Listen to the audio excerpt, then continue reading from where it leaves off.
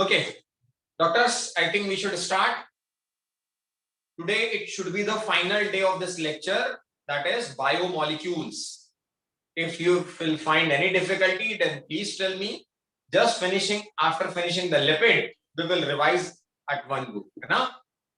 We have already done with जितने भी students हैं, मेरी आवाज आ रही है बराबर? Yes, sir. Perfect. Shravani madam, जितना भी चैप्टर हुआ है उस बायोमोलिक्यूल में सबसे पहले हम लोगों ने डील किया था what was macromolecule and what was micromolecule. Agree? Yes, sir. Perfect. Macromolecule and micromolecule की डिफाइनिंग प्रॉपर्टीज के बाद हम लोगों ने एक ट्राइक्लोरोएसिटिक एसिड से उसे फिल्टर डिसॉल्व करके फिल्टर भी किया. All that material which was comes into filtrate, जो फिल्ट्रेट में आ गया था वो क्या था? Acid soluble. Acid soluble. Dinesh भाई, वो एसिड सोल्यूबल फ्रैक्शन को क्या कहते थे? मैक्रोमोलिक्यूल की माइक्रोमोलिक्यूल? Micromolecule sir. Micromolecule. अरे micro madam, it is micromolecule. It is not macro, it is micromolecule, biomicromolecules, which comes into filtrate. But that comes into retinant. That was what? Macro. Acid insoluble. Perfect. फिर उस macro और micro के analysis को हमने देखा. There were two types of analysis. What were these? Qualitative and quantitative. Qualitative and quantitative. बहुत बढ़िया, बहुत ही बढ़िया. Quantitative and qualitative. That was quantitative analysis. उस quantitative analysis में क्या करते थे हम लोग? Amount. Find out the presence. Perfect. We were trying to find out the presence. What was in we were find out the amount. That was quantitative. जिसमें हम लोग presence और absence देखते थे. That was what? Qualitative. Qualitative, sir. Qualitative. Perfect. After that we started with amino acid. Amino acid में दो group हुआ करते थे. कौन कौन से? Carboxylic group and amino group. Carboxylic group and amino group. Perfect. So first biomolecule जो हमने देखा वो अमीनो एसिड था, जिसमें कार्बन कार्बन, इधर पे हाइड्रोजन, इधर पे alkyl group. This was COOH and this is NH2, that is plus, that is minus. This is called as C terminus and this is called as N terminus. This is called as C terminus and this is called N terminus. Agree with this? Yes sir. Yes, sir. Perfect. So amino acid के बाद फिर मैंने आपको पढ़ाया, that was what? Protein. Yes or no? Yes, sir. Amino acid को मैंने आपको बताए थे, कई सारे पार्ट उसके बताए थे. One was acidic, one was basic, one was neutral. Yes or no? Nutrition base पर मैंने दो बताए थे, शायद बताए हो, मुझे याद नहीं. न्यूट्रिशन बेस पर दो बताए थे. Which one? Essential and non essential. Non-essential. पढ़े थे क्या हमने ये? Essential, all those that cannot be synthesised in human body. can't be synthesized in human body, है ना? और इनके नंबर कितने होते थे बच्चों? 10. 10. That can be synthesized. सारा रिवाइज करवा रहा हूं at one go. Can be synthesized. ये क्या होते थे? Non essential. इनके नंबर कितने थे? 8. टोटल जो होते थे वो 20 टाइप्स ऑफ अमीनो एसिड्स. सो दो कैटेगरी ऐसी थी या दो अमीनो एसिड ऐसे थे which is arginine and histidine. These two are semi essential. जो बनते तो थे लेकिन बड़ी स्पेसिफिक कंडीशंस में ही बनते थे. These are semi essential. Essential that cannot be synthesized. Non essential that can be synthesized. Semi essential that can be synthesized but not on regular basis. Regular basis पे नहीं बनते, वो किसी स्पेसिफिक कंडीशंस में ही बनते हैं, फीटल ग्रोथ के दौरान ही बनते हैं, इसलिए उसे कह दिया गया क्या? Semi essential. Agree with this? Doctors agree with this? Yes, Yes, sir. Yes sir. Yes, sir. Yes, sir. That was the part of amino acid. That was the first molecule.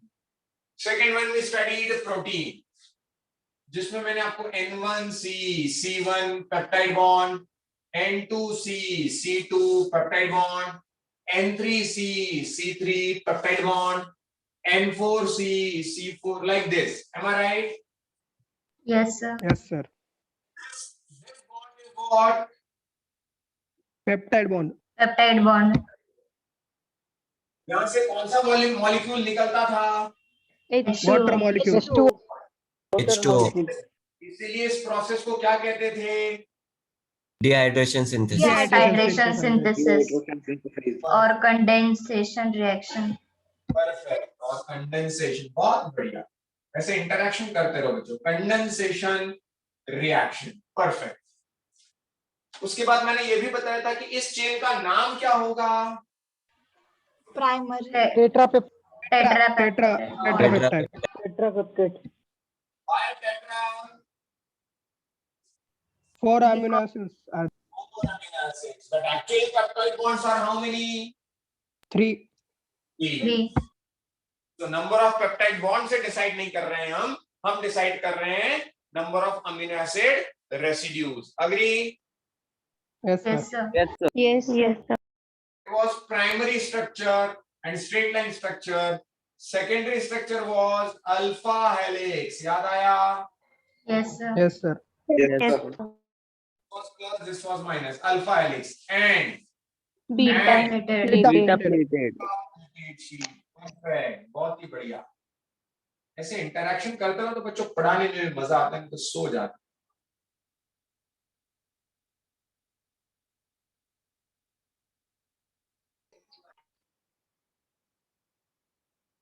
This was beta plated sheet, जिसमें ये bond कौन सा होता था? Hydrogen bond. Hydrogen bond.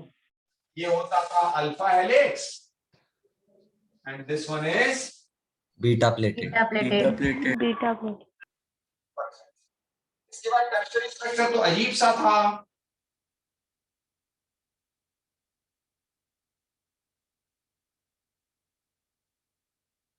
Agree? Yes, sir. Yes, sir. इसमें कौन से bond बन रहे थे? Peptide Hydrogen bond, bond, ionic ionic bond, bond, Disulfide bond, Sulfide bond, hydrogen bond. van der Waal So intra. many bonds. इसमें bonds के नाम पूछे जाते थे. कौन कौन से बॉन्ड्स इसमें थे? Peptide, Peptide bond. Hydrogen peptide bond. bond, ionic bond, Ionic bond. disulfide bond, Disulfide. weak Hydrogen van der bond. Van der Waal intra. interaction. Disulfide bond. Hydrogen bond. Van der Waal interaction. Hydrogen Van der Waal. Perfect. Clear है? yes sir. Quarter structure तो इससे भी ज्यादा खतरनाक होता था, लेकिन stability का ऑर्डर क्या था? Order of stability 4, 3, 2, 1. 4, 3. 4, 3, 2, 1. 3, 2, 1. then tertiary stable, then secondary stable, then primary. Agree? Yes, sir. Most of the protein cases में होते थे. Most of the proteins. Hemoglobin. Tertiary. Tertiary, sir. Tertiary structure. Most of the protein के structure रहते थे tertiary structure में. केवल haemoglobin वाला structure अपन ने पढ़ा था किसमें? Quaternary. Quaternary. इस तरह से प्रोटीन का पार्ट खत्म किया था हमने. और प्रोटीन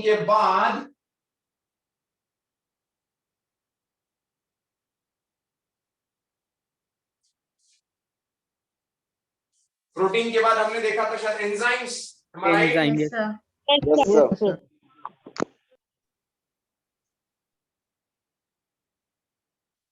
अपन बात करते हैं तो एंजाइम्स के केस में व्हाट आई टोल्ड यू कि एंजाइम जो है कंप्लीट एंजाइम होता है holo enzyme which is consist of what? Apoenzyme and cofactor. Coenzyme and apoenzyme. Cofactor and apoenzyme. कौन सा पार्ट था? प्रोटीन. और कोफैक्टर कैसा था? Non-protein. Non-protein. दोनों एंजाइम दोनों को मिलाकर कैसा हो जाता था? एक्टिव. Active. ये जो नॉन प्रोटीन पार्ट है ये 3 टाइप के होते थे. ईदर कोवेलेंटली बाइंड हो कोवेलेंटली बाइंड तो उसका नाम क्या होता था? Prosthetic group. Prosthetic group. यदि नॉन कोवेलेंट बाइंड नहीं होता था, नॉन कोवेलेंट होता तो क्या होगा? Coenzyme. coenzyme, और यदि मेटल प्रेजेंट हो, मेटल आयंस तो क्या होगा?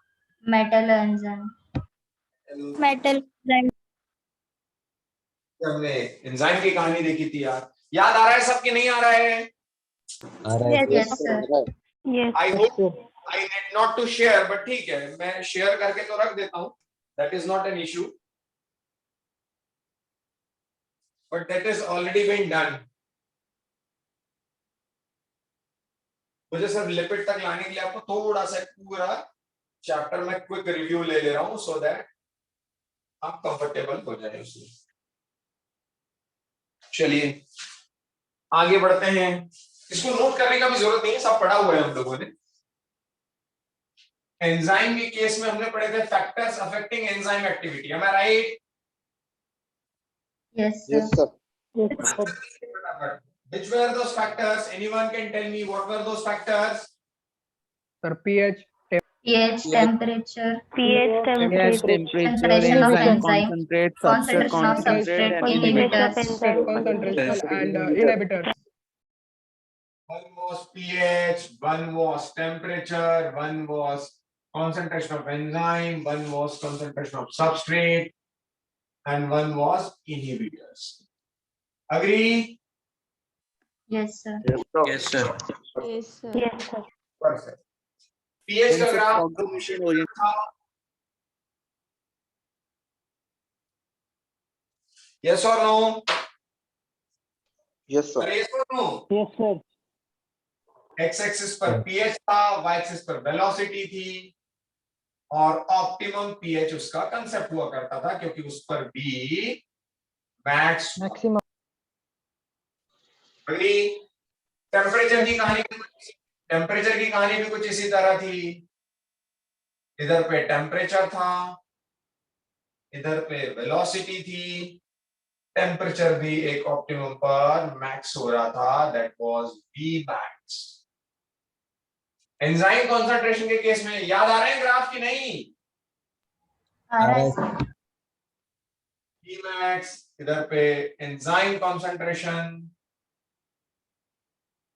इधर पे वेलोसिटी, और ये V मैक्स। उसके बाद substrate concentration,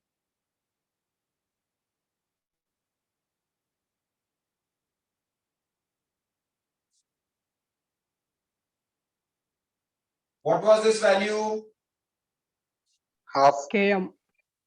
AM, At which the value of velocity is what? Half of Vmax. half one, Half Vmax. This is substrate concentration x-axis, this is velocity on y-axis. याद आ गए सारे graph? yes sir, Yes, sir. yes sir, inhibitor मैंने बताया था, inhibitor were of two types. Which one? competitive non-competitive. and competitive, competitive and non-competitive, Competitive and non-competitive. Competitive and competing for what? Active sites of Active enzyme. two sides, Active site. active site, PI complex. Means competition for what? Active sites. Baba,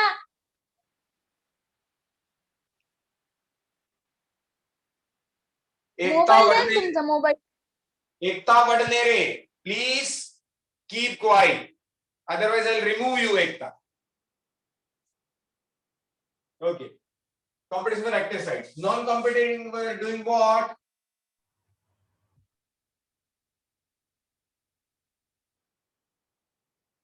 अरे कहां पर जुड़ा था वो non competition? ES complex.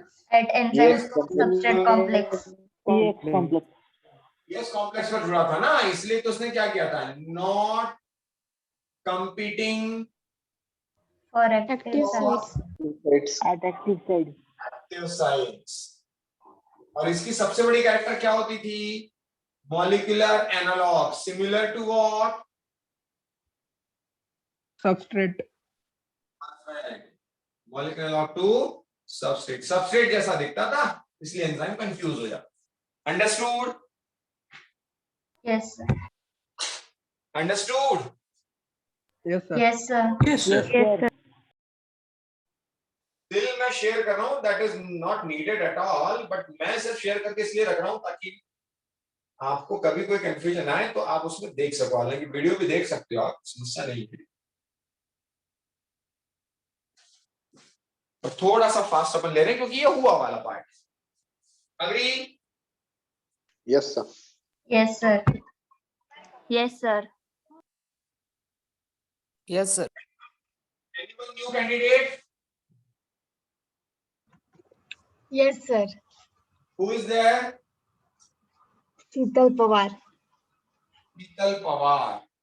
Okay Sheetal, don't worry, आपको थोड़ा सा आज समझने में दिक्कत जाएगा बच्चे, क्योंकि ये सब मैं पढ़ाया हुआ रिवाइज करवा रहा हूँ। ठीक है, Okay, sir. थोड़ा No कोशिश problem. कीजिए समझने की। थोड़ी देर बाद मैं मेन पर आऊंगा और जब मेन पर हम आएंगे तब हम लोग उसको समझेंगे अभी धीरे धीरे। ठीक है, शीतल पवार कहाँ से हैं आप? Nashik. नासिक से। लेट क्या होगा ज्वाइन करने में?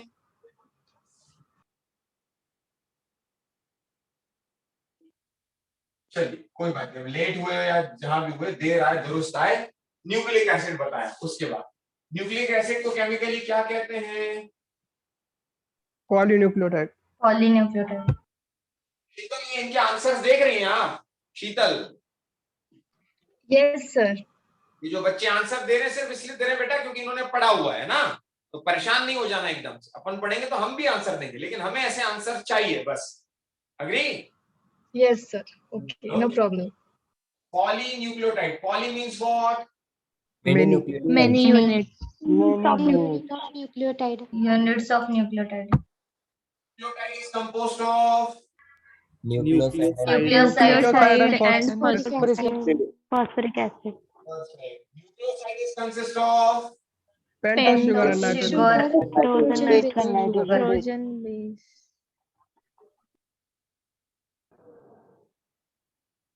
bases of Ribose, Deoxyribose. purine and pyrimidine. Purine, Pyrimidine. Ribose, deoxyribose.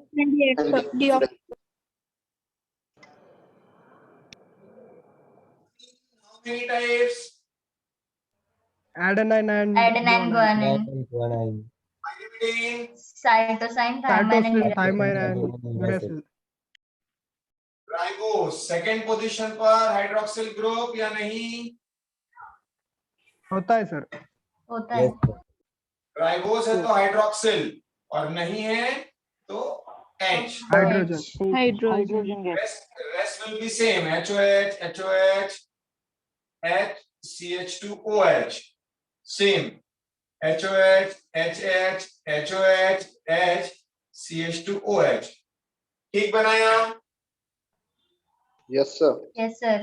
तो एक न्यूक्लियोटाइड बनाने के लिए मुझे लगेगा नाइट्रोजनस बेस, एक लगेगी पेंटोज शुगर और एक लगेगा फॉस्फोरिक एसिड। तब मैं बना पाऊंगा न्यूक्लियोटाइड और तब मैं बना पाऊंगा polynucleotide. Agree? Yes, sir. Yes, sir. इस न्यूक्लिक एसिड में ओवरऑल 3 बॉन्ड्स थे। कौन कौन से?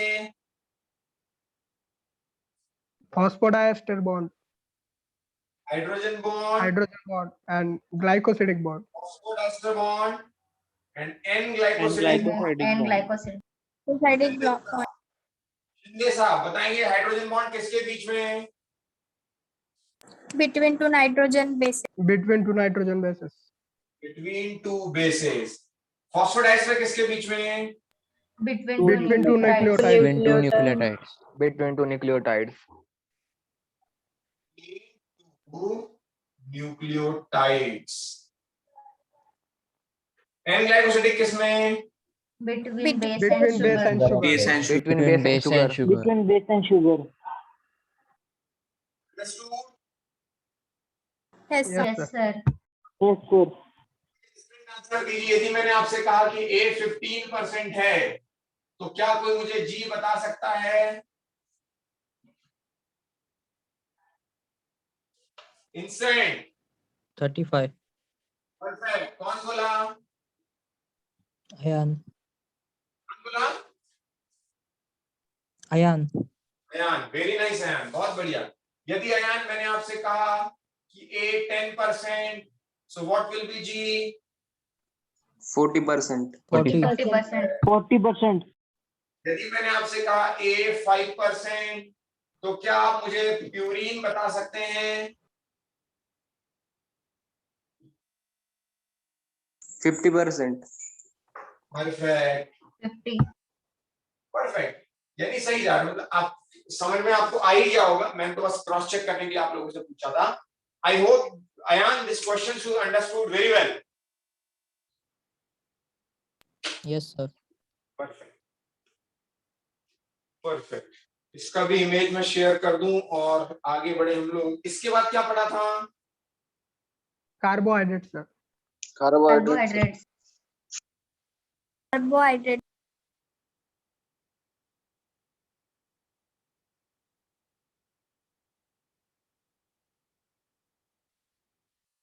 इसके बाद हमने पढ़ा था कार्बोहाइड्रेट।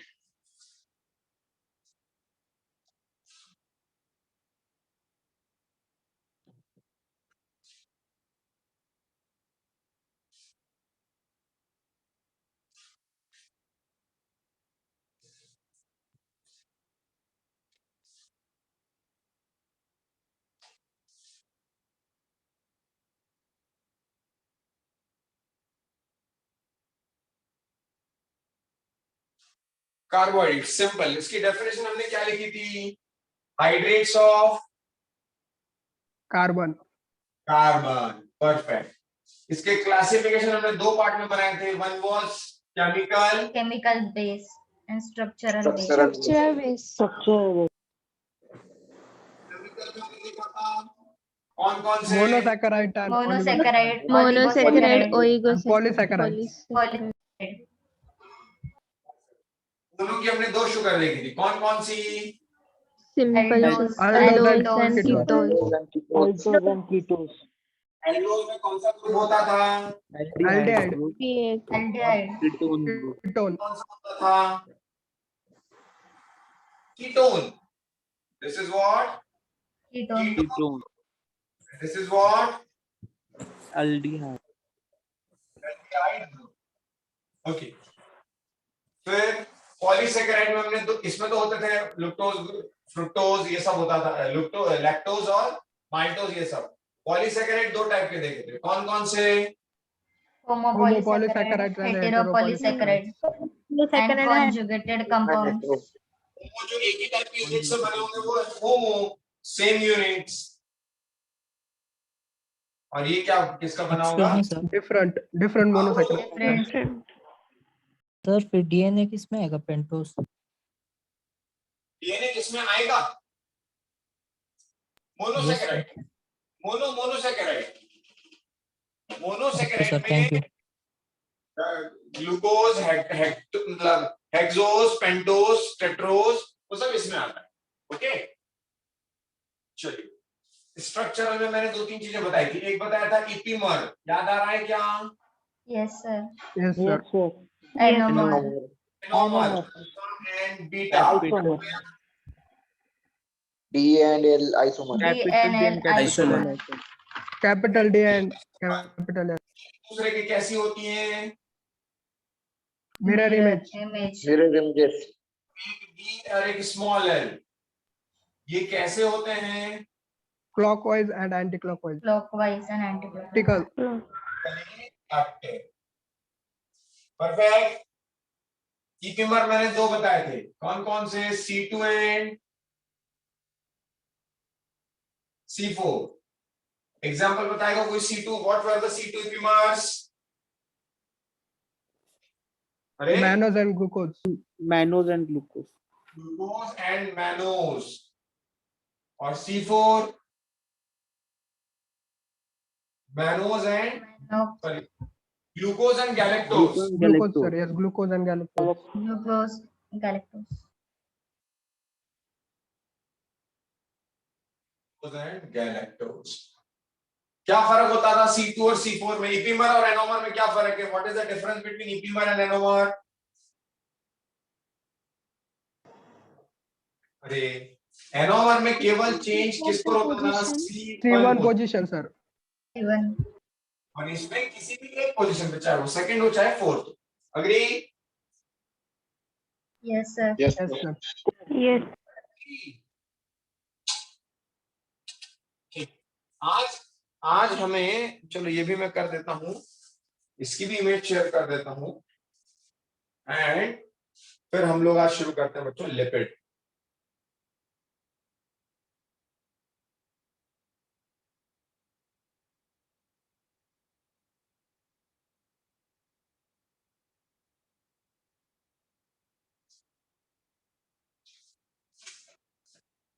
चलिए आज हेडिंग डालते हैं बच्चों। शीतल मैडम, आज नया हेडिंग अब डल रहा है आपके लिए, आपको समझ में आना चाहिए। शीतल। Yes, sir. Okay.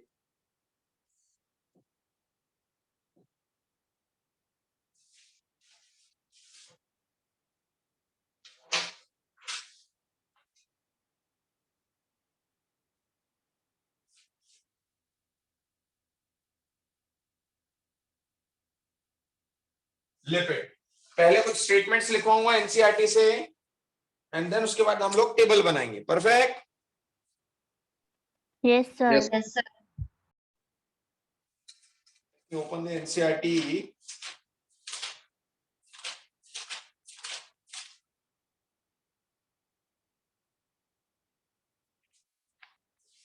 Statement number 1. Made up of carbon, hydrogen and oxygen. Made up of carbon, hydrogen and oxygen. Point number 2. Hydrogen oxygen ratio never same. Hydrogen and oxygen ratio never same. थोड़ा तिरछा जा रहा है ना। Hydrogen and oxygen ratio never same. Noted? Yes, sir. Number of oxygen in lipid is always less than number of hydrogen and carbon. Number of oxygen is always less than hydrogen and carbon.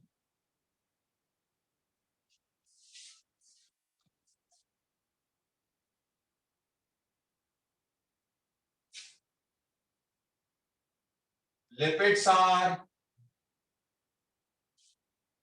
esters of fatty acids.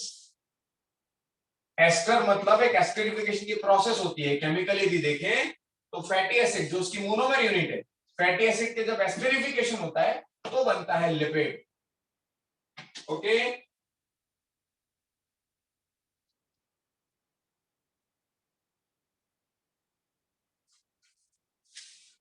It includes, क्या क्या इस lipid में आ सकता है? It includes cooking oil, butter, ghee, cooking oil, butter, ghee etcetera.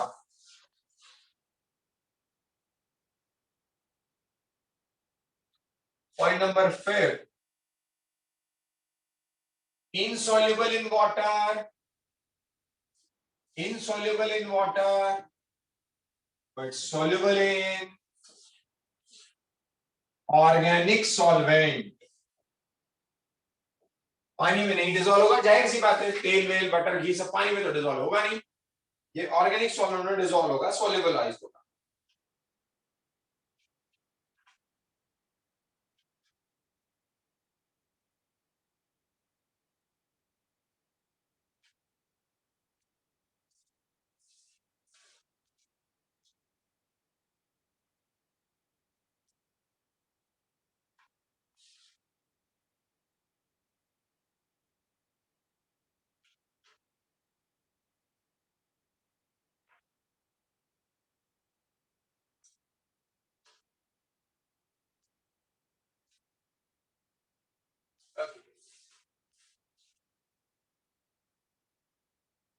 Lipids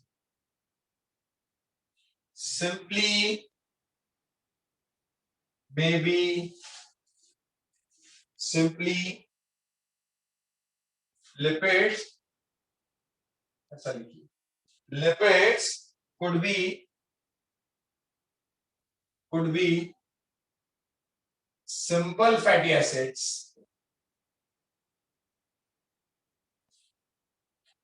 in which a carboxylic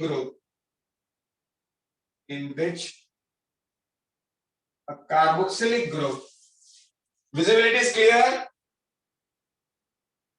Yes, sir. Yes, sir. Yes, Sir. sir. Attached to R group. खुशी अहिरे, आप इसी batch में हैं? खुशी अहिरे,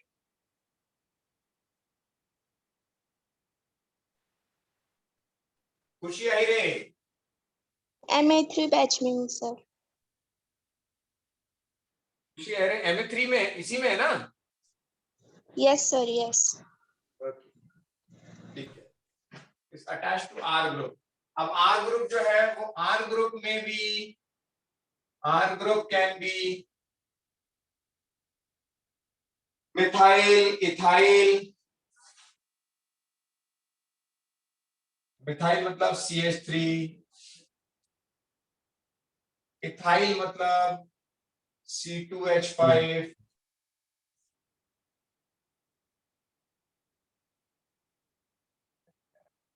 और higher number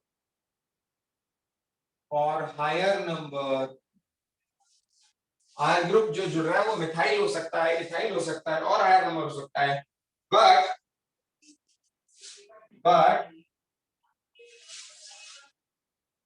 total maximum 19 carbon, total 19 carbon max, including carboxyl carbon,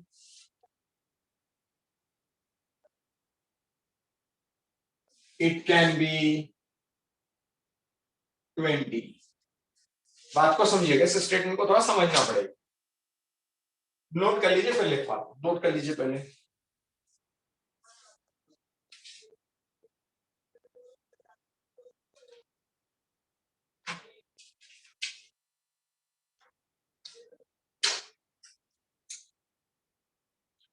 noted doctors? Yes, sir. Yes, sir. Yes sir. जो last heading हम लोग पढ़ रहे हैं लिपिड, जिसका एनसीईआरटी में मुश्किल से एक पैराग्राफ मेरे सामने रखी है। एनसीईआरटी मुश्किल से 10 to 12 लाइंस, ओवरऑल एनसीईआरटी में 10 to 12 लाइंस दी गई। हम उसको इलाबोरेट कर रहे हैं थोड़ा सा, because we are Proud resonance. Proud resonance. तो थोड़ा सा समझने की कोशिश करते हैं कि लिपिड क्या है। अभी तक हमने बहुत सारे स्ट्रक्चर देखे, अमीनो एसिड जिसको पॉलीपेप्टाइड बना के प्रोटीन बनता था, फिर न्यूक्लियोटाइड उसको न्यूक्लिक एसिड बनता था, फिर ग्लूकोज मिलकर कार्बोहाइड्रेट बनता था, and so many polymers we studied. एक और पॉलीमर पढ़ रहे हैं, that is final, that is lipid one. Lipid जो है वो फैटी एसिड है, फैटी एसिड मिलकर एक बड़ा पॉलीमर बनाता है, वो लिपिड।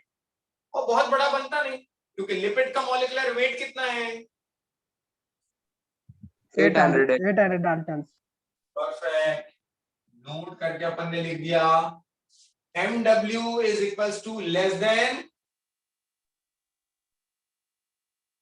800 Daltons। 800 Daltons। और इसी वजह से तो इसको मैक्रो की कैटेगरी में नहीं रखा था ना, याद आया? Yes, sir. Perfect. Yes, sir. तो इसका मॉलिक्यूलर वेट उससे कम है, तो बहुत बड़ा मॉलिक्यूल तो है नहीं। कई सारे फैटी एसिड जुड़ने लगते हैं, लिपिड बनाते हैं। अब वो फैटी एसिड ही पता चल जाए, क्योंकि प्रोटीन पढ़ने के लिए अमीनो एसिड पढ़ा, तो लिपिड पढ़ने के लिए फैटी एसिड पढ़ रहे हैं। तो अपन ने लिखा कि वो फैटी एसिड हो सकता है, उसमें जो एल्किल ग्रुप है वो कुछ भी हो सकता है, मिथाइल हो, इथाइल हो, या कुछ और भी हायर नंबर। लेकिन मैक्सिमम कार्बन कितने होंगे? 19। लेकिन 19 कार्बन। 19 के साथ दोस्तों, 19 के साथ कार्बोक्सिलिक एसिड का COOH जोड़ दिया जाए, कार्बोक्सिलिक COOH का C जोड़ लें, तो टोटल नंबर कितना हो जाएगा? 20। 20। लेकिन उसमें यदि आप पूछोगे कितने होते हैं, तो मैक्सिमम 19 होते हैं। लेकिन यदि कार्बोक्सिलिक कार्बन को भी ऐड कर दिया तो कितना हो जाएगा 20। 20. इसी के लिए आपकी एनसीईआरटी में एक एग्जांपल दिया गया है which I can see, like palmitic acid कितने कार्बन दिए हैं? 16 carbon. Palmitic acid 16 carbon. Arachidonic acid कितना दिया है? 20 carbon. 19 carbon. और 19 है, लेकिन कार्बोक्सिलिक कार्बन को जोड़ दिया तो इसमें 17 और उसमें 20। Is it? Yes, sir. Palmitic acid में 16 इंक्लूडिंग कार्बोक्सिल है, बस नीट में खेल हो गया इतने में, इंक्लूडिंग कार्बोक्सिल है। देखिए जरा, is it? Yes, sir. Arachidonic acid में 19 मतलब इंक्लूड कर दिया जाए तो कितना? 20. Including carboxylic carbon. तो इस बात को भैया थोड़ा सा ध्यान दीजिएगा, कार्बोक्सिलिक कार्बन को ऐड कर दिया जाए तो 20 हो जाता है, अदरवाइज इसमें 15 है और उसमें 19। अग्री? Yes, sir. अब इसके फंक्शंस भी देख लेते हैं पहले यार, फंक्शंस, और फिर उसके क्लासिफिकेशन में आपको बताऊं।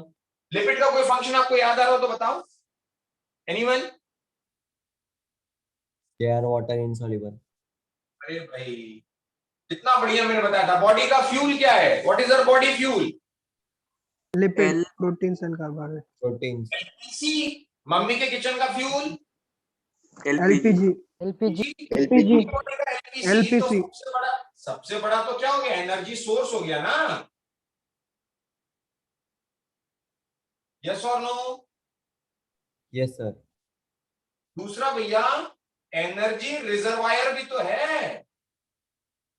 जो फैट आपकी बॉडी में डिपॉजिट होते हैं वो फैट में क्या भरा होता है? फैटी एसिड्स और लिपिड्स। तो वो एनर्जी स्टोर भी तो कर रहा है, एनर्जी रिजर्वायर भी हुआ। यस और नो? Yes, sir. आपको यदि मैडम ने पढ़ाना शुरू कर दिया होगा तो आपकी सेल मेम्ब्रेन किसकी बनी है? Phospholipids. Phospholipids. Phospholipids. नाम क्या है? लेसिथीन। और ये लिख दिया दोस्तों मैंने विदाउट एनी एक्सेप्शन, नीट 2023। अब मर्जी आपकी, आपको पढ़ना है या नहीं पढ़ना है। Lecithin is a phospholipid which is present in cell membrane. अच्छा, सबसे बड़ी बात है कि ये अपने आप में हीट इंसुलेटर होता है। पोलार बियर या पोलार आइस कैप पर जो ऑर्गेनिजम्स रहते हैं उनकी चमड़ी बड़ी मोटी होती है, क्योंकि ये हीट इंसुलेटर की तरह काम करते हैं, बॉडी की हीट को बाहर नहीं जाने देते। वो कुछ नहीं होते, वो फैट्स ही होते हैं। ओके, कई सारे हार्मोन का सिंथेसिस ये अलग कर सकते हैं, हार्मोन सिंथेसिस। इतने सारे इसके फंक्शंस हो गए। सर विटामिन कैरियर भी हो सकता है? विटामिन कैरियर भी हो सकता है, no problem, it can carry the vitamins. Vitamin carriers कौन बोला? सर श्रावणी ठाकरे। श्रावणी ठाकरे। विटामिन को कैरी भी कर सकता है। कैरी कर सकता है मतलब बॉडी में जो विटामिन सिंथेसाइज हो रहे हैं उसको one place to another place transportation का भी काम वो कर सकता है। और कुछ? परफेक्ट। तो ये तो पार्ट हो गया आपको लिपिड और उसके फंक्शंस। अब अपना बचता है एकदम से last part, and we are about to finish the chapter. This is classification of lipids.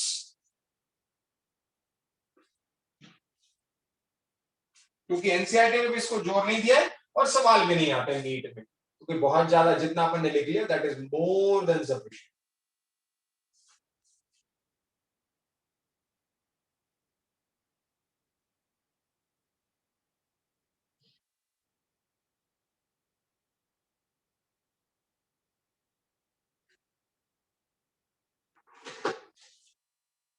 Doctors कुछ भी इसमें समझने वाली बात नहीं थी। लिपिड जो बना है CHO कार्बन हाइड्रोजन ऑक्सीजन का बना हुआ है, जिसमें ऑक्सीजन का नंबर हमेशा इन दोनों से कम होगा, बराबर। और हाइड्रोजन ऑक्सीजन ये कभी सेम नहीं होगा, लाइक वाटर। वाटर में हाइड्रोजन है 2 और ऑक्सीजन है 1, H2O। M I right? Yes sir.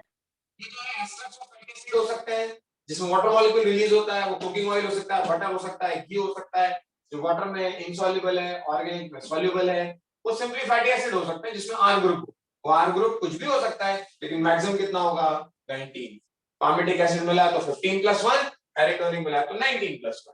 और उसके फंक्शंस क्या है? एक बहुत अच्छा एनर्जी सोर्स हो सकता है, एनर्जी रिजर्वायर हो सकता है, सेल मेम्ब्रेन का मेन कंपोनेंट है, हीट इंसुलेटर है, हार्मोन को सिंथेसिस कर सकता है और विटामिन को कैरी कर सकता है।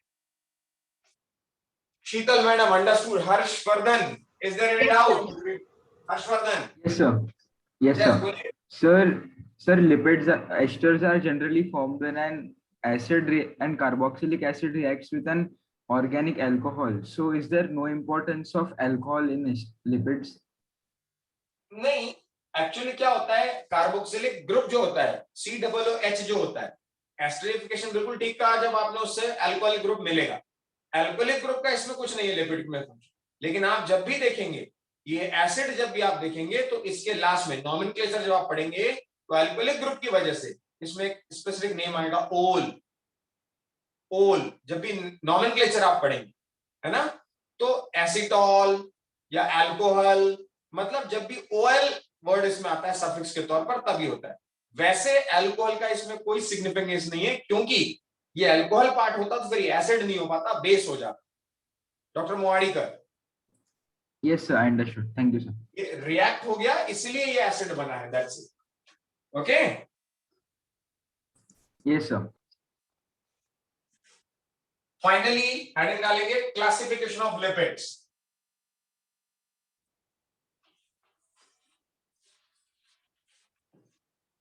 लिख लिया बच्चों, मिटा दो इसे। Yes, sir. Yes, sir. Yes, ये सीधे सीधे लर्न करने वाला काम था, इसलिए मैंने लास्ट में पढ़ाया। सारा conceptual part, nucleic acid, enzymes, उसके क्वेश्चंस सब मैं आपको करवा चुका हूं, अच्छे से बता चुका हूं। ये केवल एक लर्निंग पार्ट था जो कहीं ना कहीं थोड़ा सा बायो की वजह से रट्टा मारने का नंबर आएगा, वो पार्ट था ये। अब अपन देख लेते हैं बच्चों, simple what, that is classification of lipids.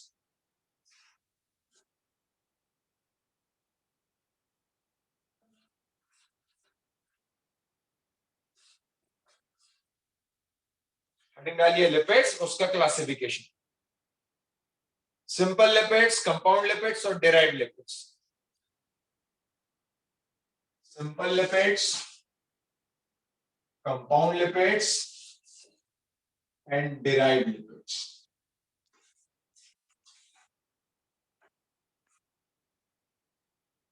Simple lipid जो है वो दो टाइप के हो सकते हैं,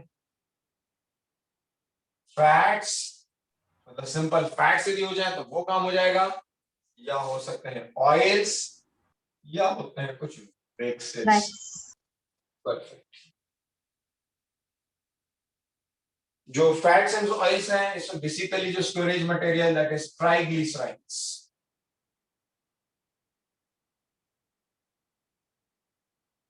ट्राइग्लिसराइड्स, परफेक्ट। और वेक्स जो होता है उसमें सबसे इंपॉर्टेंट क्या है? बीजवैक्स।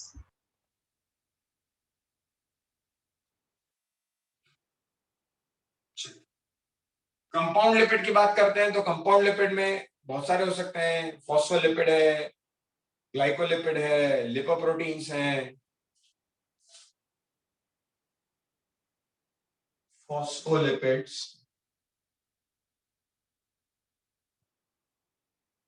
ग्लाइकोलिपिड्स, फॉस्फोलिपिड्स, ग्लाइकोलिपिड्स और स्फिग्नोलिपिड्स।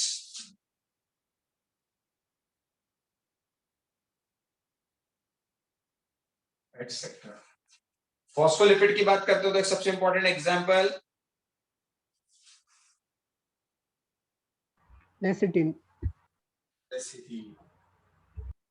ग्लाइकोलिपिड का एग्जांपल एनीवन? ग्लाइकोलिपिड सेरिब्रोसाइट्स, जो बच्चों ब्रेन में पाया जाता है, सेरिब्रोसाइट्स, सेरिब्रो, ओके। और स्फिग्नोलिपिड मतलब इसका तो एग्जांपल ही स्फिग्नोलिपिड का एग्जांपल स्फिग्नोलिपिड है, दैट इज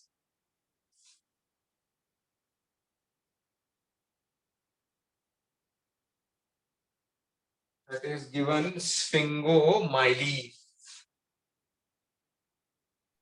सर वो ग्लाइकोलिपिड्स का एग्जांपल क्या?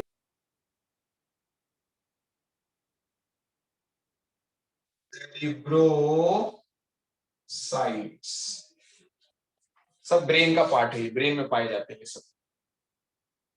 सिंपल लिपिड मतलब इसको आप और ज्यादा डिकम्पोज नहीं कर सकते या और ज्यादा ब्रेकडाउन नहीं हो सकता, और ज्यादा ब्रेकडाउन नहीं हो सकता तो सिंपल, ये तो इसमें टूट सकते हैं, फास्फोरस अलग हो जाएगा, लिपिड हो जाएगा, इसलिए कंपाउंड दो के कंपोजिशन से बने, phospho plus lipid, glyco plus lipid और स्फिग्नोमाइलिन लिपिड प्लस लिपिड। तो यहाँ पर प्रोटीन लिपिड, शुगर लिपिड और फॉस्फोरस लिपिड। और डिराइव्ड में तो बहुत सारे हैं। स्टेरॉइड्स होते हैं, जो दवाइयां होती हैं आपकी, स्टेरॉइड्स ये होते हैं prostaglandins. Prostaglandins. Any more? Carotenoids. Carotenoids.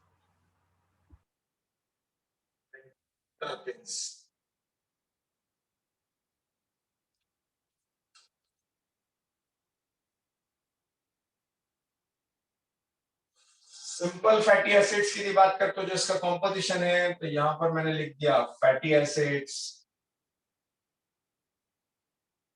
इसको पहले कंप्लीट करता हूं। स्टेरॉइड्स में होते हैं ड्रग्स, बहुत सारी ऐसी दवाइयां होती हैं। इसमें यदि मैं बात करूं तो लोकल हार्मोन्स होते हैं।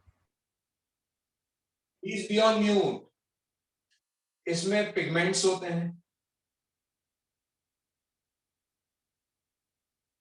इसमें एरोमेटिक, आई थिंक टर्पिन्स में एरोमेटिक, यस एरोमेटिक कंपाउंड्स या एरोमेटिक कंपाउंड्स लाइक पेंट्स। ठीक, ये सब लर्न करने वाला है। फैटी एसिड, हाँ, जो नीट का पार्ट है वो यहां लिखा हूं, नीट, इसको आपको समझना पड़ेगा। समझना भी क्या पड़ेगा, लर्न ही करने वाली बात है, कंसेप्ट पकड़ना है।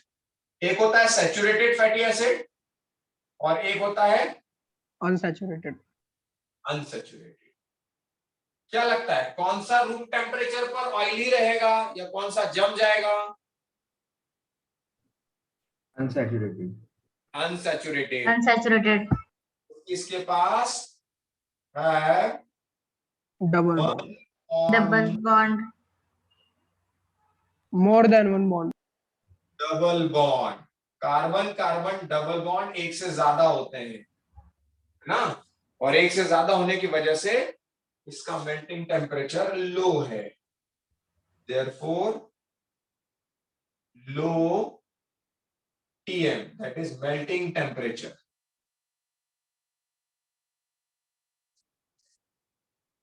और चूंकि इसका मेल्टिंग टेम्परेचर लो है तो ये क्या रहता है, therefore liquid at Room temperature.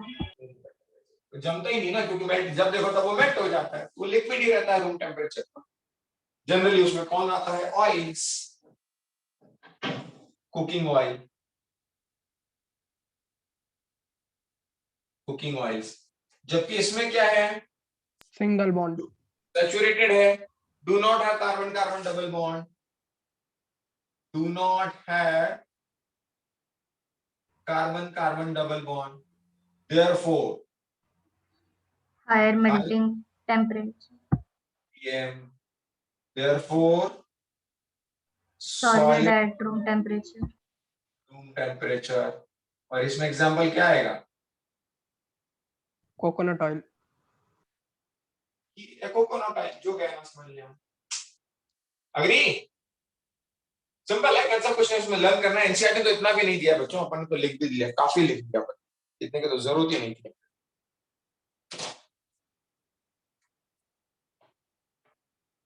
Noted बच्चों, करो करो, नोट करो, कोई प्रॉब्लम नहीं। नोट करके एक बार फिर मैं क्विक रिव्यू करता हूं जरा फटाफट। कि कुछ एनसीईआरटी में छूटा तो नहीं है।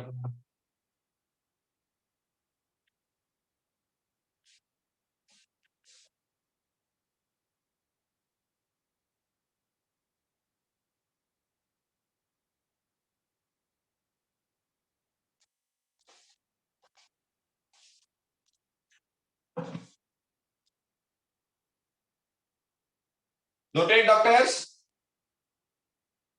Sir, please wait. Yes, yes, waiting, no problem.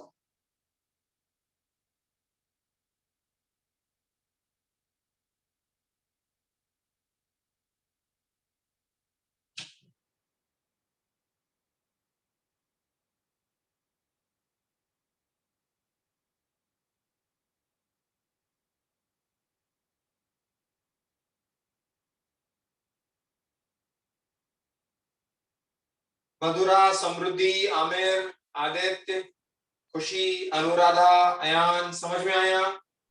Yes, sir. Yes, sir. Yes, sir. Ayan, Dinesh, Glory, Yes, sir. Yes, sir. Lipid एक ऐसा पार्ट था बच्चों, उसमें सिर्फ आपको लर्न करने वाला पार्ट था, बाकी कुछ। I hope you noted doctors. Yes, sir. Yes, sir. बच्चों देखिए, that's all at our second chapter, जो बहुत ज्यादा समय लिया क्योंकि बहुत सारे मॉलिक्यूल्स थे ना, और ये सब बेस बनाएंगे अभी अपना। प्रोटीन की जरूरत पड़ेगी आगे, न्यूक्लिक एसिड की जरूरत पड़ेगी, डीएनए आरएनए की जरूरत पड़ेगी, सब अपन ने पढ़ लिया। यानी अभी अपने 2 चैप्टर कंप्लीट हुए। M I right? Yes, sir. Yes, sir. Yes, sir. Living world. Living world. Second is Biomolecules. अब इसके बाद जो अपना भावना मैडम का क्लास हुआ स्टार्ट आपका कि नहीं हुआ? हुआ हाँ sir. सर, फर्स्ट लेक्चर हो गया. Lecture हो गया sir. तो भावना मैडम ने आपको पढ़ाया होगा, सेल बायोलॉजी स्टार्ट किया होगा। M I right? Yes, sir. Yes, Yes, sir. sir. तो बच्चों जैसे हमने हायरार्की देखी थी, अब इसे मैं मिटाता हूँ और थोड़ा सा फटाफट एक रिव्यू लेते हैं ताकि हम लोग आगे पार्ट पीछे सपाट नहीं हो जाए।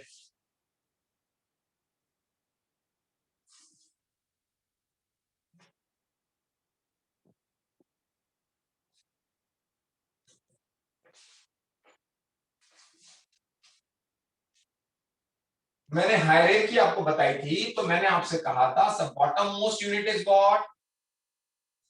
Cell. Cell. Cell forms what? Tissues. Tissue system. Tissue system. Organ.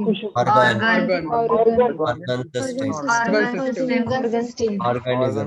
Organism.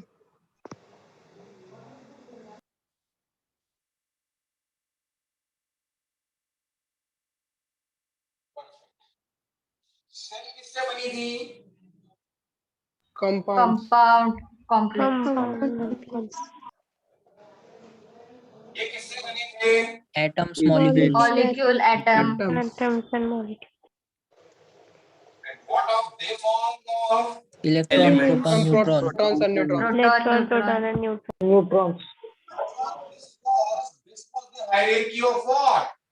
Non-living. Non-living. Non-living. Non-living. Living. Living. Living. मैंने आपको ये पार्ट पढ़ा के खत्म कर दिया। अभी उस चैप्टर का नाम क्या था? Biomolecules. Molecule.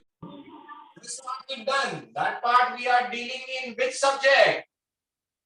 Chemistry. Chemistry. So that part is done.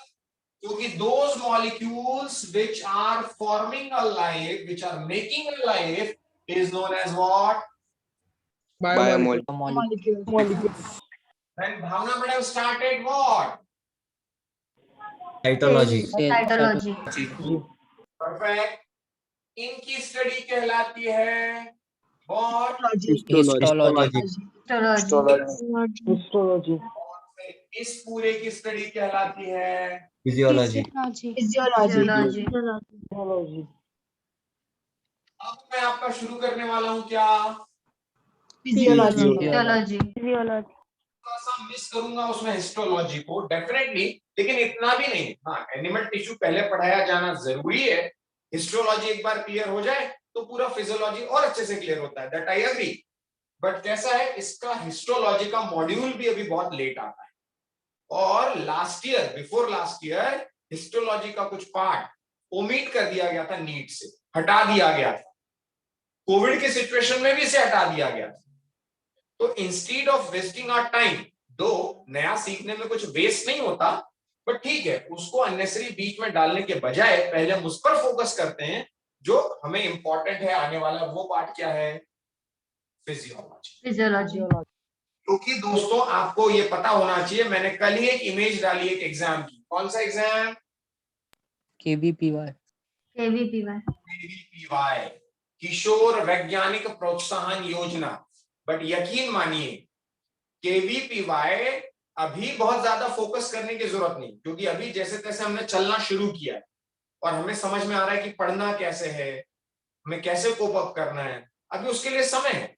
और वैसे भी उसमें सिलेबस लगभग बहुत सारा आने वाला है, जिसका एक इंपॉर्टेंट पार्ट क्या है?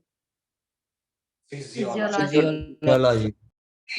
ये मेरा खत्म हो गया बायोमोलिक्यूल, उसकी वजह से लिविंग वर्ड बनता है, वो मैंने बता दिया। भावना मैडम पैरेलल ये लेकर चल रही हैं। अब मैं आगे का पार्ट उठाऊंगा और एक पार्ट बचेगा बस, that is what? Physiology. Understood? Yes sir. Yes, sir. अब मैं फिजियोलॉजी पढ़ाना शुरू करूंगा। उसके पहले का पूरा बायोमोलिक्यूल में एनसीईआरटी से चेक कर ले रहा हूं। यदि कहीं छूटा होगा तो मुझे बताइएगा कि सर आपने ये नहीं पढ़ाया। NCERT page number 142 done. NCERT page number 142 done और नॉट? Done sir. डन। क्योंकि इसमें केवल एक चीज लिखी गई और वो ट्राइक्लोरोएसिटिक एसिड से फिल्टर करने वाली, that we already know this. Glory madam 142 done है? ग्लोरी? Yes sir. परफेक्ट। 143 पर मैंने कंपाउंडर कॉम्प्लेक्स एनालिसिस आपको बताया, क्वांटिटेटिव बताया, क्वालिटेटिव बताया। यस और no? Yes sir. Yes sir. इसी के बाद 143 पर मैंने आपको अमीनो एसिड भी लिखाया। यस और no? Yes sir. Yes sir. 144 पर मैंने आपको अमीनो एसिड का क्लासिफिकेशन भी बताया, acidic, basic, neutral. Is it? Yes sir. Yes sir. Amino acid से ज्यूटर आयन बनता है, वो भी बताया। यस और no? Yes sir. Yes sir.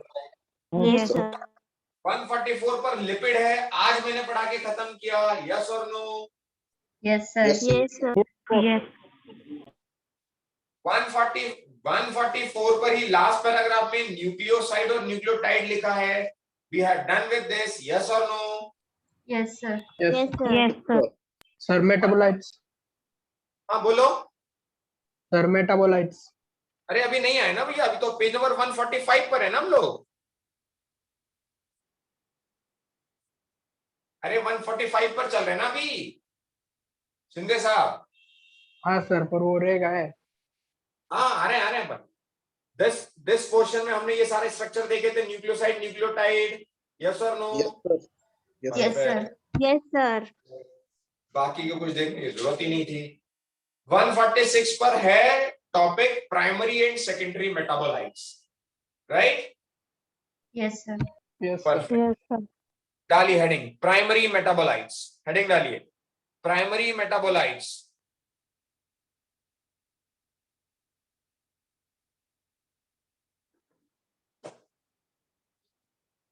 Pen down, सुनते हैं पहले, सुनते हैं बच्चों। ऑल दोस कंपाउंड्स, लिखना नहीं, मैं लिखवाऊंगा। ऑल दोस कंपाउंड, और I should say the complexes that undergo metabolism, जितने भी सब्सटेंस हैं, like carbohydrate, like lipid, like proteins, that means LPC, the lipid, proteins and carbohydrate that undergoes metabolism, और metabolism के बाद वो कुछ प्रोडक्ट बनाते हैं। तो जो मेटाबॉलिज्म में जाता है और कुछ प्रोडक्ट बनाता है, वो प्रोडक्ट होता है सेकेंडरी मेटाबोलाइट। लेकिन जो पहले एंटर किया था that was primary metabolite, like lipid, proteins और कार्बोहाइड्रेट हमारे लिए प्राइमरी मेटाबोलाइट्स। उसके बाद कोई बाई प्रोडक्ट बन रहा है, पायरुविक एसिड बन रहा है, एसिटाइल कोएंजाइम में बन रहा है, तो ये सारे के सारे secondary metabolites. in case of plants. It is more important in case of plants rather in animals. क्यों? क्योंकि प्लांट्स के भी प्राइमरी मेटाबोलाइट तो स्टार्च ही होता है, क्योंकि उसका तो फूड ही वो है, फोटोसिंथेसिस से वो बनाता ही स्टार्च है, उसका तो प्राइमरी मेटाबोलाइट ही कार्बोहाइड्रेट हुआ। लेकिन बच्चों, सेकेंडरी मेटाबोलाइट के तौर पर जो कि प्राइमरी मेटाबोलाइट से बना है, कुछ ऐसे सब्सटेंस होते हैं जो उसके लिए बड़े वेस्ट सब्सटेंस है, लेकिन हमारे लिए वो बड़े यूजफुल सब्सटेंस है। तो पूरी साइंटिफिक कम्युनिटी इस बात पर फोकस कर रही है कि ऐसे कुछ प्लांट के प्रोडक्ट्स यदि हमारे लिए यूजफुल हो सकते हैं, तो एक नाम दे दिया गया सेकेंडरी मेटाबोलाइट्स, क्योंकि प्लांट के लिए वेस्ट है, उसमें मेटाबॉलिज्म उसका होगा नहीं। भाई जिसका होना था वो प्राइमरी, अब उनका दूसरे का तो होना नहीं, तो जिसका होना नहीं है that is secondary metabolite, and those secondary metabolite are very useful for us. Like जिस इरेजर से आप इरेज करते हैं, पेंसिल से लिखा हुआ मिटाते हैं, वो रबर उसका सेकेंडरी मेटाबोलाइट है, जो उससे लेटेक्स से बनता है, वो उसका सेकेंडरी मतलब प्लांट के लिए सेकेंडरी मेटाबोलाइट है, और हमारे लिए बड़ी काम की चीज। वो जो पिगमेंट्स बनाता है, कैरोटीन है, एंथोसाइनिन है, वो हमारे ब्लड में आकर ब्लड का फॉर्मेशन और विटामिन B12 बनाता है। यानी उसके वेस्ट प्रोडक्ट हमारे लिए बड़े काम के हो सकते।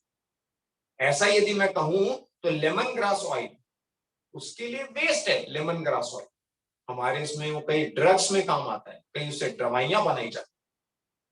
ऐसी सबसे इंपॉर्टेंट एक है एंटी कैंसरस विनब्लास्टिन और कुकुरमिन, जो हल्दी में पाया जाता है, वो उसका पीला कलर उसके लिए वेस्ट हो सकता है, हमारे लिए वो एंटी कैंसरस दवाई है। यानी ऐसी बहुत सारी चीजें हैं, रबर है, गम्स है, सेलुलोज है, कार्बिन है, राइसिन है, मॉर्फिन है, कोकेन है। मॉर्फिन और कोकेन जो हम नशा करने के लिए लोग उसको लेते हैं, जो सेडेटिव का काम करता है, रिलैक्सेशन का काम करता है, न्यूरो सप्रेसेंट का काम करता है, वो उसके लिए वेस्ट है, सेकेंडरी मेटाबोलाइट। लेकिन हमारे लिए बड़ा काम है। हमारा प्राइमरी मेटाबोलाइट नहीं है वो, लेकिन हमारे लिए जाने अनजाने काम होता है। तो हेडिंग डाली होगी आपने, primary and secondary metabolite. Definition लिखेंगे, डेफिनेशन लिखेंगे प्राइमरी मेटाबोलाइट की।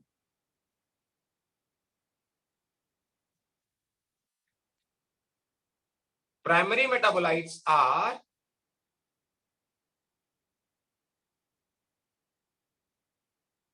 those substance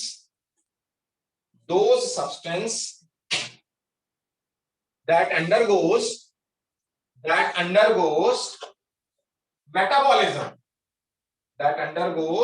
metabolism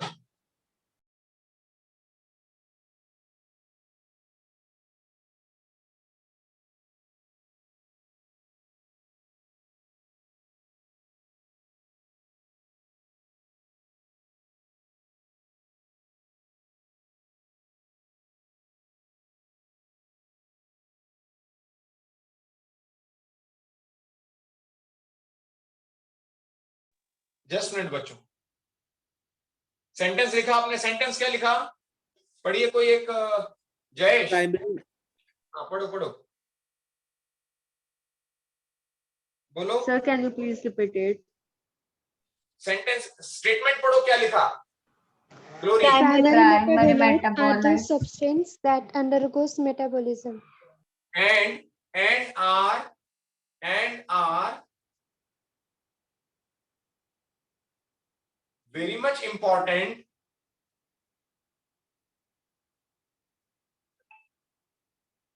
for that organism.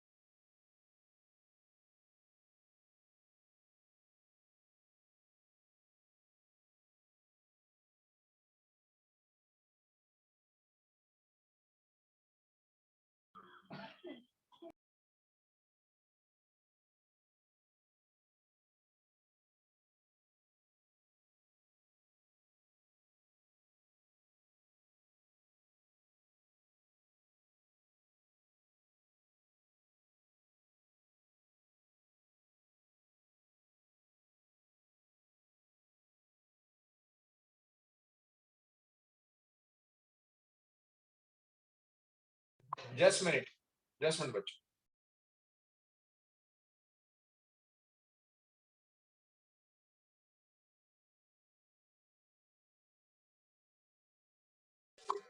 Okay, and are very much important for that organism. लिखा यहाँ तक? Yes, sir. Completed. सर एक बार और बोल दीजिए. आमिर जैदी एक बार पढ़ दीजिए पूरा, क्या लिखा है आमिर?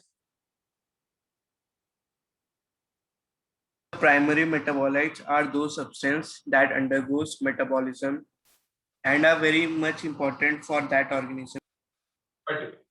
Full stop. डॉक्टर थोड़ा नोट कर लिया?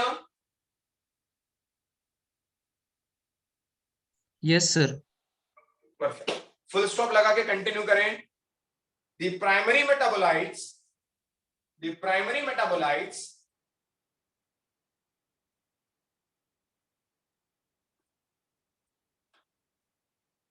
are needed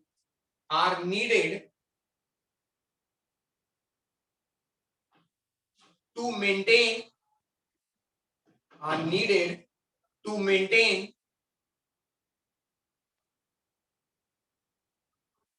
normal physiological processes.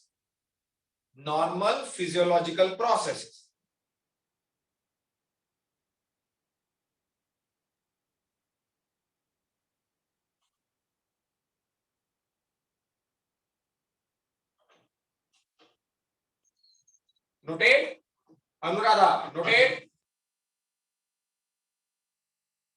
Anuradha, Kshirsagar, noted? Yes, sir. Perfect. Full stop. Examples are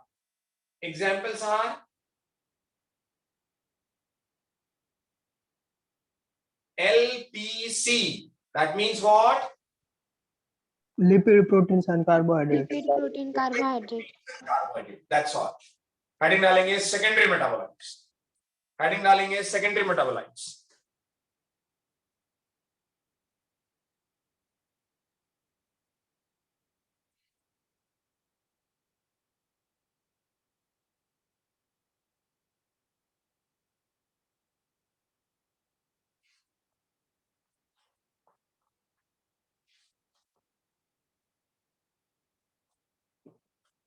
Definition लिखेंगे.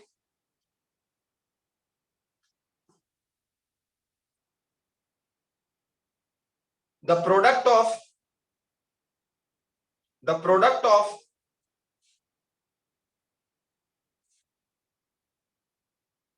plants, fungus or microbes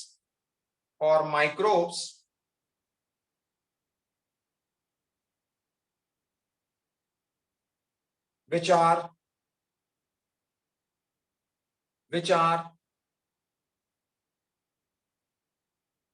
actually the product of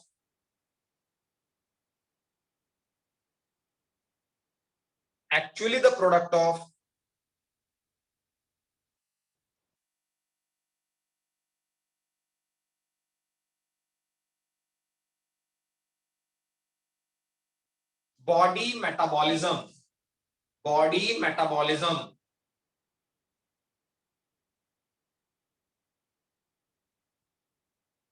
and probably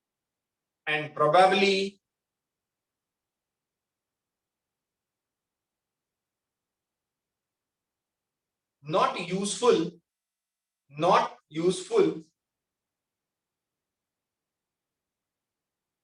for that organism.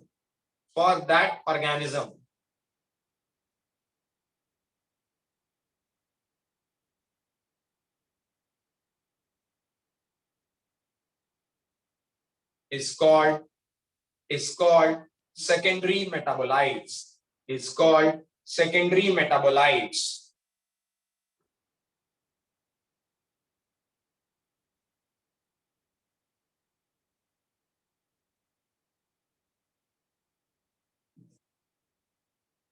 Noted? Samriddhi शिरापुरे. Yes, sir. noted? Yes, sir. क्या लिखा पढ़िए समृद्धि. Yes, sir. The product of plants, fungus for microbes, which are actually the product of body metabolism and probably not useful for back organisms, is called secondary metabolites. Full stop. These secondary metabolites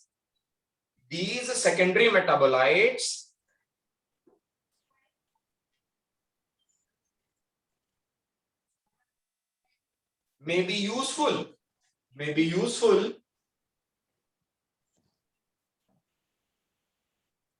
for humans,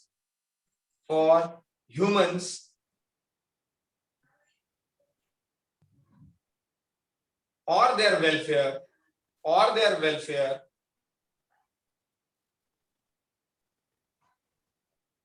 like rubber, drugs, perfumes, pigments, spices,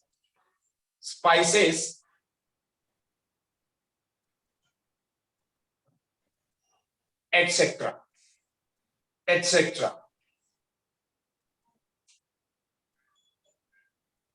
Swani Patil, noted. Yes, sir. Shlok Gujar, Praveen Shesar, Sanket Baste, Purav, Yes, sir. Yes, sir. Kanchan, Suraj, Yes, sir. Tanuja, Unnati, noted. Yes, sir. Perfect. Full stop. Examples are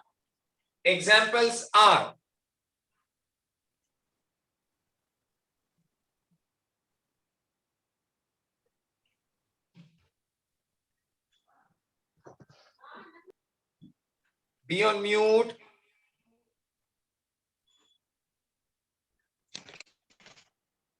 Be on mute.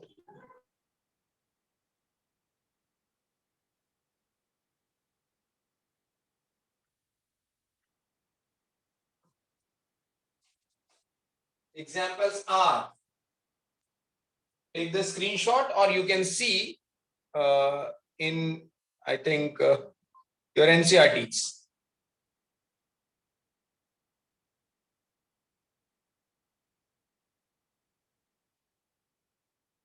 Can you see the screen? Yes, sir. As Yes, it sir. is, Yes. as it is copied from NCRT.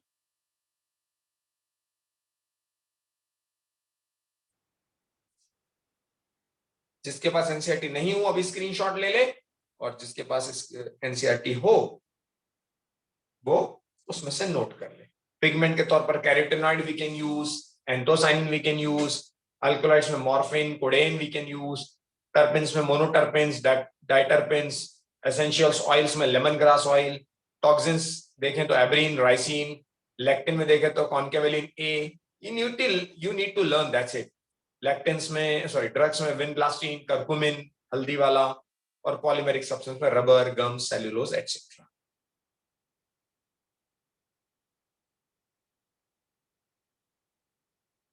Okay,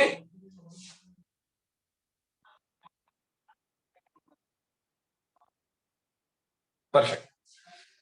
Okay, back to the asking. Page number 146. Now done. Dinesh Shinde. Yes, sir. Perfect. Perfect. उसके बाद मैंने 147 protein done. Yes, sir. Yes, sir. Perfect. Dr. Mohadikar 148 carbohydrate done. Yes, sir. Perfect. 149 nucleic acid done. Yes, sir. 149 protein structure done. Yes, sir. 150 protein structure done. Yes, sir. Yes, sir. 151 glycosidic bond nucleic acid done. Yes, sir. Yes, sir. 152 dynamic state of body. Just understood. उसको कुछ भी लिखना नहीं है, कुछ भी लिखना नहीं है, dynamic state of body, simple overall. यहीं पर बच्चों एक सेंटेंस में आपको लिखवाऊंगा, यहीं पर, यहां पर ध्यान दीजिएगा, ये पैराग्राफ सब मैंने पढ़ा दिया। 34 एंगस्ट्रॉम, 3.4 एंगस्ट्रॉम, जो टर्न होता है उस टर्न का एलिवेशन 36 एंगस्ट्रॉम को एक लाइन आपको पढ़नी है। बेस पेयर, दो बेस पेयर के बीच का डिस्टेंस कितना बताया था? 3.4 एंगस्ट्रॉम। 3.4 एंगस्ट्रॉम। एक टर्न, वन टर्न में कितने बेस पेयर होते थे? 34। 10 सर। तो 10 बेस पेयर का वन टर्न कितने एंगस्ट्रॉम का होगा? 34 एंगस्ट्रॉम। 34 एंगस्ट्रॉम। लेकिन सेम टाइम मैंने बताया था ना बच्चों, जब वो डीएनए का स्ट्रैंड एलिवेट होता है इस तरह से और दूसरा स्ट्रैंड इस तरह से, तो जो एंगल ऑफ एलिवेशन है वो डिग्री जो घूमता है वो 36 डिग्री घूमता है, which is given on page number 152. Can you see this? Yes sir. Yes sir. उसके नीचे लिखा हुआ है बच्चों डायनामिक स्टेट। डायनामिक स्टेट समझिए, यहां पूरे पेज की एक लाइन में समझी है कि क्या हमारी बॉडी थर्मोडायनामिक्स के लॉ को फॉलो करती है, यस और no? What do you think? बोलो। Yes, our body follows law of thermodynamics, laws of thermodynamics. Why? What is the first law of thermodynamics? Energy neither be created nor be destroyed, just it can transform from one form to another form. Agree or not? Yes sir. Yes, sir. Simple है. If we are the living system, we are exchanging the heat from the environment. बाहर ठंड पड़ता है, हमें ठंडा लगता है, so we start shivering. When we start shivering, we generate kinetic energy in our body and find comfortable. हम body को shrink कर लेते हैं, body का size reduce कर लेते हैं to minimize the surface area, to minimize the heat loss, and अंदर shivering करने लगते हैं, जिसकी वजह से kinetic energy generate होती है and हम थोड़ी सी गर्माहट feel करते हैं because we are exchanging the heat from the system. तो first law यही कहता है, neither be created nor be destroyed. वो मेरी body में ही थी, मैंने कहीं बाहर से नहीं ली, वो मेरी बॉडी के पार्टिकल्स में थी। मेरी डेथ के बाद वो ऐश बन गया, वो प्लांट में चला गया, वो प्लांट ने प्लांट का प्रोडक्ट बनाया, उसे फिर एनिमल ने खाया, उसने एनिमल का प्रोडक्ट बनाया, और ये साइकिल चलता रहेगा। मतलब neither be created not be destroyed, सारी एनर्जी यही की है। सेकेंड लॉ कहता है कि यदि रैंडमनेस बढ़ जाए, सिस्टम में डिसऑर्डर आ जाए, कोई फीवर आ जाए, तो टेम्परेचर रेज होता है और एंट्रोपी इंक्रीज होती है। वो जब तुम लॉस पढ़ोगे तब समझ में आएगा, लेकिन अभी इसका मतलब सिर्फ ये है कि हमारी बॉडी का पूरा मेंटेनेंस थर्मोडायनामिक्स के प्रिंसिपल पर हो रहा है। परफेक्ट। और उन सबको मेंटेन करने वाला सबसे इंपॉर्टेंट पार्ट यदि कोई है तो वह है एंजाइम्स। कौन? एंजाइम। एंजाइम। लिविंग को लिविंग बनाने वाला एक प्रोसेस, उस प्रोसेस का नाम क्या है? लिविंग को लिविंग बनाने वाला मेटाबॉलिज्म। मेटाबॉलिज्म। और मेटाबॉलिज्म को चलाने वाले कौन? बायोमॉलिक्यूल्स। बायोमॉलिक्यूल्स। उसमें सबसे इंपॉर्टेंट बायोमॉलिक्यूल मैंने पढ़ा है आपको कौन सा? एंजाइम्स। एंजाइम। परफेक्ट। तो वहां पर एक बोल्ड लेटर में लिखा हुआ है टर्नओवर नंबर। देखो 4th और 5th लाइन में लिखा होगा turnover number. Yes sir. Yes sir. Yes sir. Turnover number. अब टर्नओवर तो यार मैंने पढ़ा है, जब पेजेस को टर्न करते हैं तो उसको कहते हैं turnover. M I right? M I right? अरे लिखते हैं ना नीचे, नीचे पेज के पास क्या लिखते हैं? पीटीओ। इसका क्या मतलब होता है? Please turnover. टर्नओवर। मतलब यदि मैं फटाफट पेज पलटा लेता हूं, 1 मिनट में यदि मैं 70 पेजेस पलटा लेता हूं और कोई एक बच्चा 1 मिनट में 100 पेज पलटा लेता है, तो टर्नओवर नंबर किसका ज्यादा है? साक्षी, प्रतीक्षा, परी, मयूर, बोलो भाई। If I am turning 70 pages in 1 minute and suppose Suraj भाई जो है, सुहानी मैडम जो है, वो 1 मिनट में 100 पेज पलट लेती हैं, परी पाटिल और ये नितिन पाठक, किसका टर्नओवर अच्छा है? परी। क्योंकि वो 1 मिनट में 100 पेजेस पलटा दे रही है ना, तो वो ज्यादा एफिशिएंटली काम कर रही है, यस और no? Yes, Yes, sir. Yes, sir. ऐसा ही टर्नओवर होता है एक एंजाइम जो सबस्ट्रेट से रिएक्शन कर रहा है। एक्स एंजाइम 1 मिनट में सबस्ट्रेट के 200 मॉलिक्यूल्स को प्रोडक्ट में कन्वर्ट कर देगा और वाई एंजाइम 1 मिनट में 700 मॉलिक्यूल्स को प्रोडक्ट में कन्वर्ट कर दे रहा है। किसका टर्नओवर नंबर अच्छा है? Y. Y molecule. Which is more efficient, Y or X? Y. Y ज्यादा है। तो टर्नओवर नंबर का सिंपल डेफिनेशन हुआ in a unit time. In a unit time, whatever the amount of substrate are converted into product, that is the turnover of enzyme. Agree? Yes, sir. Yes, sir. Because Yes, sir. enzyme is reacting with substrate and converting into product. So suppose कोई एक enzyme 1 minute में 50 molecule को convert करता है और दूसरा 1 minute में 40 को कन्वर्ट करता है, तो 50 वाला ज्यादा एफिशिएंट है। Agree? Yes, sir. Yes, sir. तो टर्नओवर नंबर की डेफिनेशन वहां लिखी हुई है।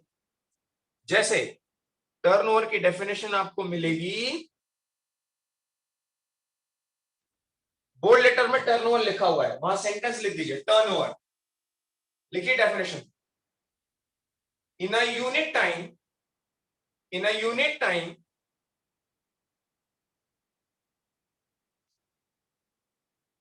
the number of substrate molecules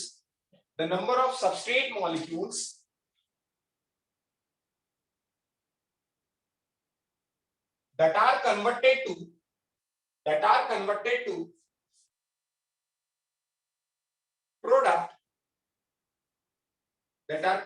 to product by an enzymatic reaction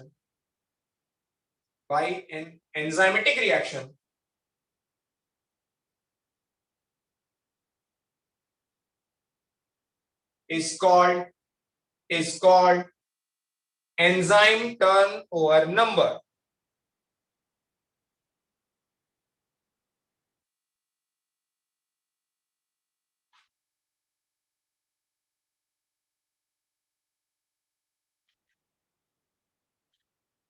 Noted, doctors? Yes, sir. Yes, sir. Yes, sir. Yes, sir. Page number 153 पर आइए। 153 पर metabolism के दो पार्ट दिए हैं जो मैं ऑलरेडी आपको बता चुका हूं। मेटाबॉलिज्म के दो पार्ट कौन कौन से होते हैं? Anabolic, catabolic. Catabolic. Metabolism क्या होता है? बड़ा molecule, big molecule converted into Small molecules. Anabolism क्या होता है? Small molecule All converted converted into big. Molecule. Polymer to monomer to polymer. Agree?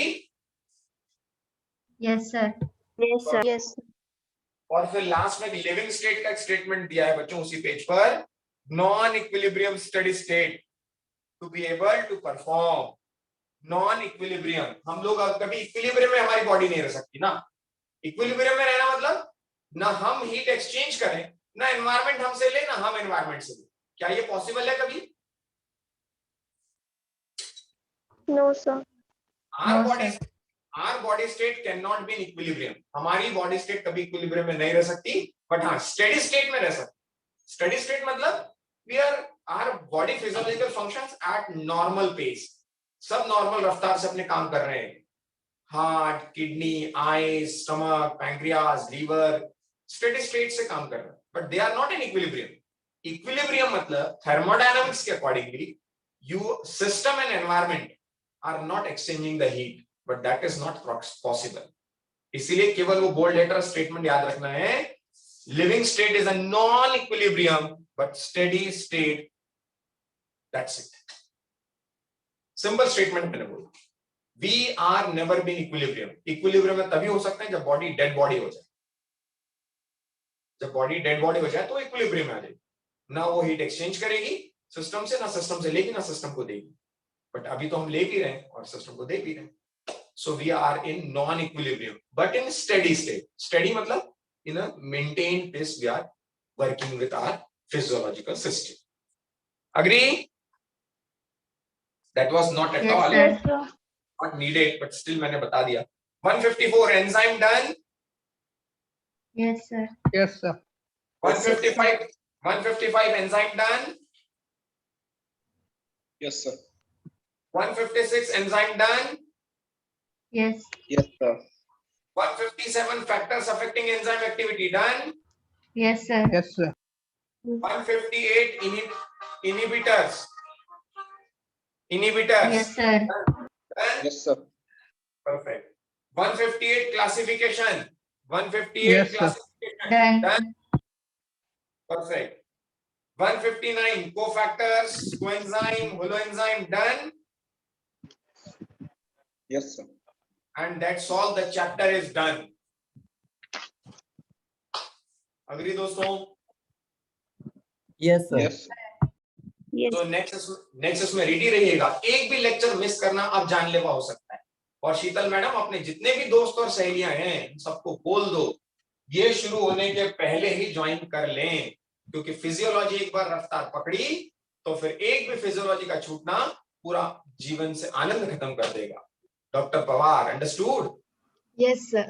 Perfect. क्योंकि फिजियोलॉजी सबसे interesting part. I am very excited to teach you that physiological part. और वो अब शुरू होने वाला है नेक्स्ट लेक्चर से. Right doctors? Excuse me, sir. Yes excuse. Sir, can you please repeat the definition of a turnover? Turnover. Turnover कहता है यूनिट टाइम में whatever the amount of substrate molecules converted to product through an enzymatic reaction, this will be the turnover number of enzymes. Okay, sir. Thank you. Perfect. Any more doubt to anyone?